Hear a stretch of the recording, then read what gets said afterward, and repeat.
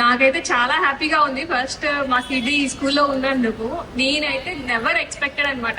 Only ఎడ్యుకేషనే ఉంటుంది నవ్వే days పిల్లలకి. అంటే మన చైల్డ్హుడ్ లో కొంచెం యాక్టివిటీస్ స్పోర్ట్స్ ఉండేవి, ఇప్పుడు ఎక్కడ చూసినా అవి ఉండట్లేదు. ఈవెన్ ఇంటర్నేషనల్ స్కూల్స్ లో కూడా గ్రౌండ్స్ అన్ని ఉంటున్నాయి, కానీ అందరి పిల్లలకి ఆపర్చునిటీ రావట్లేదు మ్యామ్.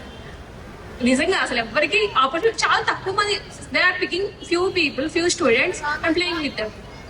బట్ ఇక్కడ మనకి ఏంటంటే ఆల్మోస్ట్ అందరు స్టూడెంట్స్ కి ఆపర్చునిటీ వస్తుంది. Not only education, they are participating in sports, curricular అన్ని. అంటే ఓన్లీ ఎడ్యుకేషన్ బుక్ నాలెడ్జే కాకుండా general knowledge, sports, skills, talent, everything. నిజంగా ఇక్కడ టీచర్స్ చాలా బాగా కష్టపడుతున్నారు. ఫస్ట్ వాళ్ళ టాలెంట్ బయటకు తీసుకురావడానికి పేరెంట్స్ కన్నా ఎక్కువ టీచర్స్ ఎఫర్ట్ పడుతున్నారు అనిపిస్తుంది నాకు.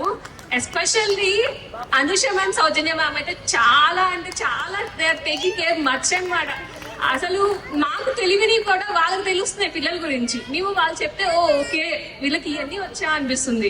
Really I'm surprised. ఈ రోజు వీళ్ళ కరికులర్ యాక్టివిటీస్, స్పోర్ట్స్, స్పీచ్ అన్ని చూసి ఇంత టాలెంట్ ఉందని కూడా మాకు తెలియదు. టీచర్స్ దాన్ని తీసుకురావడము, ఆ టాలెంట్ బయటకు తీసుకొని చాలా హ్యాపీగా ఉంది. ఇంకా ఇంకా ఇంప్రూవ్ అవ్వాలి, ఇంకా ఇంప్రూవ్ చేయాలి, పిల్లలతో ఇంకా టాలెంట్, స్కిల్స్ బయటకు తీసుకురావాలని అయితే నేను కోరుకుంటున్నాను. అండ్ నెక్స్ట్ థింగ్, ఎన్పిఎల్ చాలా హ్యాపీ మేమైతే. ఎందుకంటే ఎప్పుడు చిన్నప్పుడు ఆడాం మేము.